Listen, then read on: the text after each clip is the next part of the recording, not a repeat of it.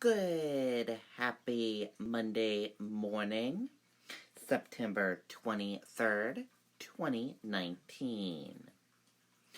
I'm Riley King, and welcome to the Riley King Newscast, right here on the Riley King Network. Let's begin. First up, New Hampshire man arrested in connection with deadly Massachusetts shooting. Charles DeMose, 29, of Rochester, New Hampshire, was arrested Sunday.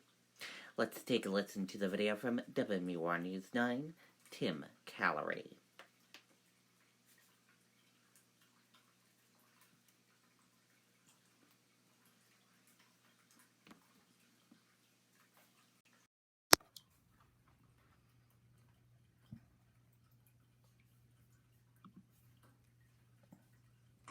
We feel that if a customer wants their product and they're ambitious and they want to do it today, if we have it here in stock, we have the people, the trucking, and why put off till tomorrow what you can do today?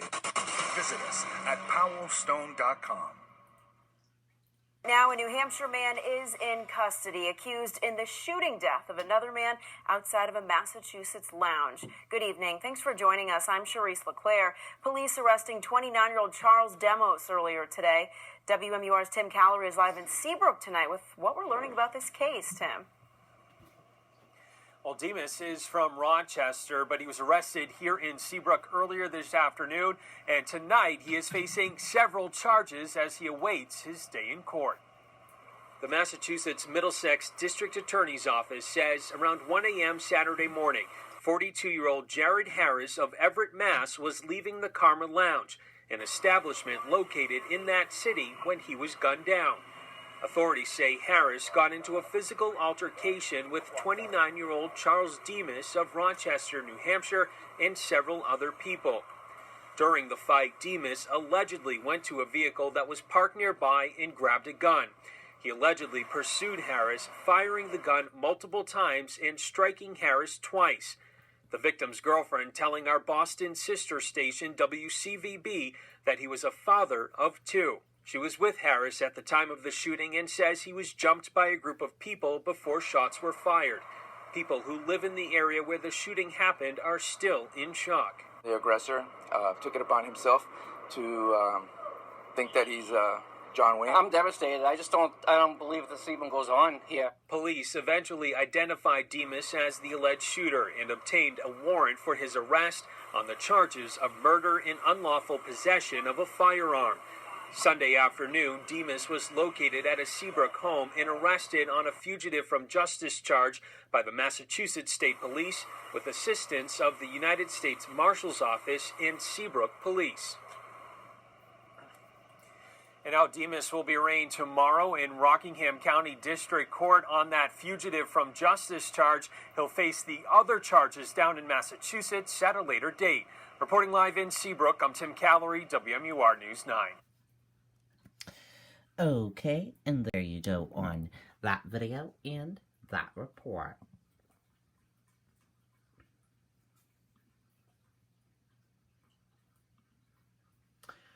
Blue Mass honoring first responders held in Manchester. Service at St. Joseph's Cathedral gave special thanks for the work of firefighters, paramedics, and police. Let's take a listen to that video from WMUR News 9, Siobhan Lopez.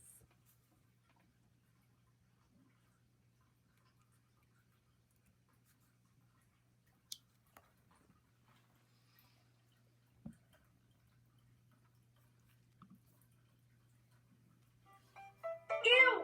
This water smells. Smelly water is ew.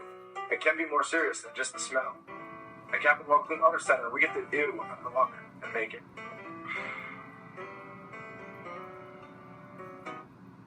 St. Joseph Cathedral in Manchester celebrates what's known as a Blue Mass,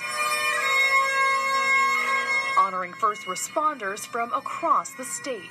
there's a wonderful, wonderful sense of humanity when we respond to somebody in need. Bishop Peter Labashi spoke of how those who follow a path of service to others can serve as an example of how everyone could live better lives. We always heard about a good deed every day, but many good deeds every day, and it becomes habitual, and that habitual doing of goodness is what we call virtue. Special awards were given to those in police, fire, and EMS services, including Sergeant Randall Archambault of the Wolfboro Police Department. He's respected and admired as a father, husband, catechist, and police officer whose life is inspired and guided by his Catholic faith.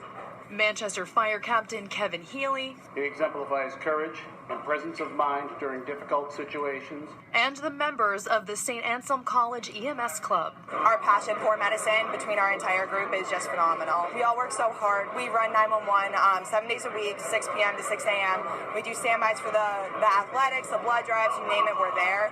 The bishop urging people to pray for those who have died in the line of duty. I know, how dangerous this work is in any line of the work, and there are those who do suffer and who wear the medal and the badge, of a widow, a widower, or a child who's lost a parent, or parents who've lost a child in the line of duty. In Manchester, Siobhan Lopez, WMUR News 9. Okay, and there you go on that video and that report.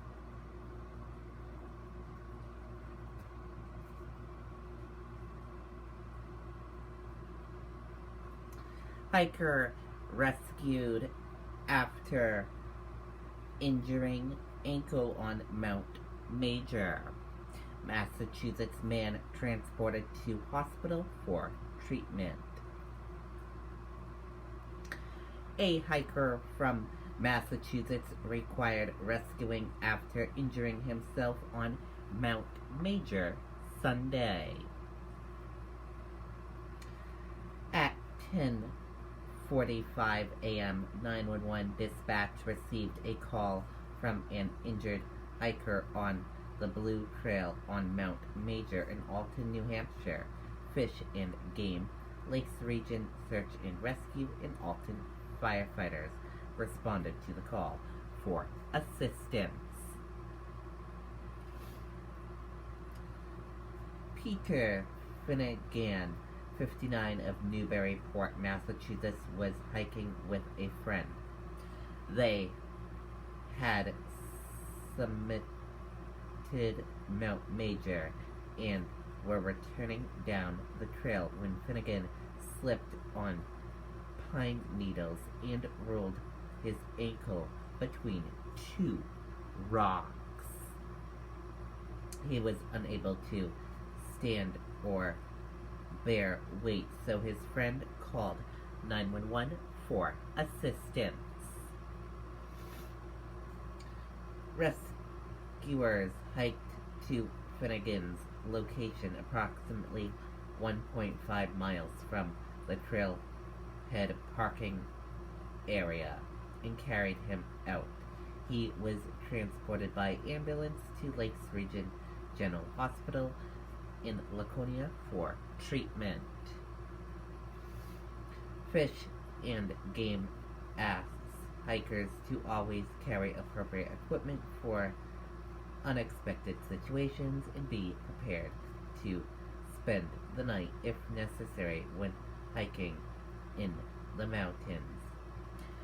Visit hikesafe.com for a list of recommended hiking equipment. ORHV riding group spends night in woods after crashing Saturday. Driver to be issued summons for speed. Two men and a child spent the night in the woods after the off-highway recreational vehicle they were riding crashed Saturday night. At 1:45 a.m. on Sunday, New Hampshire Fish and Game officers received a call for a father, son, and a friend of the father, who were overdue after going on an OHRV ride. Brad Selves of 25 of Berlin was driving a 4-person OHRV when he lost control of the machine, attempting to navigate a sharp left turn on Success Pond Trail. James Eskia, 21, also of Berlin, and Selves' young son were passengers at the time of the crash. Berlin police and firefighters were searching the trail network before conservation officers were able to arrive at the site staging area. Shortly after they arrived, a police officer found the group on Success Pond Trail next to an OHRV that was on its side with 2 flat tires. Selves told officers he went for a ride around 8 p.m. on Saturday and crashed around 9:30 p.m. The 3 were found at 4:18 a.m. on Sunday. It was hours before they were reported missing due to the large network of trails, 2 dead cell phone batteries, and a damaged OHRV that could not be driven out of the woods, forcing them to spend the night and some of the morning waiting to be found. All 3 refused medical treatment. Selves' son was wearing a helmet and eye protection at the time of the crash, while Selves and Isiaga were wearing just seatbelts. Investigators determined speed was the main factor in the crash. Selves will be issued a summons for unresponsible speed.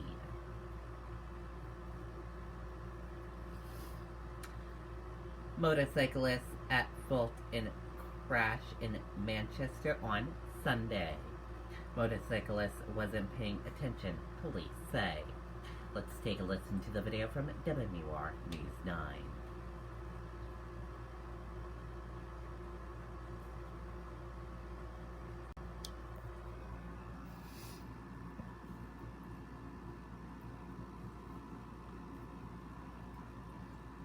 Now's the best time of year to get more for your money on a new Mahindra. Enjoy 0% interest or save thousands of dollars on a rugged Mahindra tractor. That's more for less on many of Mahindra's best-selling models, with tractors that deliver more lift capacity, fuel efficiency, and built-in weight. So police say a motorcyclist was at fault for a crash tonight in Manchester. It happened around 6 o'clock in the area of South Willow Street and Queen City Ave.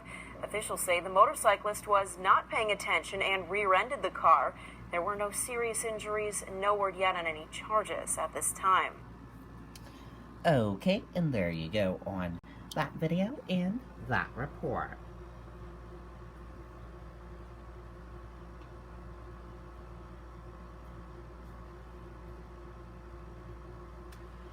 U.S. features point to slightly higher open. U.S. stock index were slightly higher Monday morning. Deadline set for Trump administration to hand over whistleblower complaint. Let's take a listen to ABC News.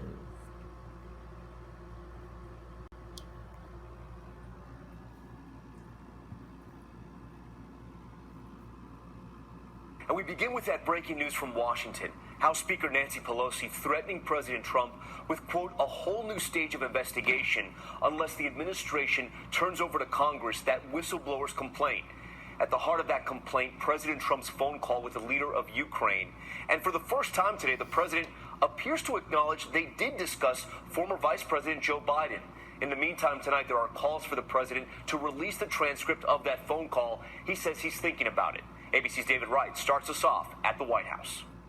Tonight, House Speaker Nancy Pelosi set a Thursday deadline for the Trump administration to hand over a whistleblower complaint against the president for congressional review, or else, she says, be prepared for a whole new stage of investigation.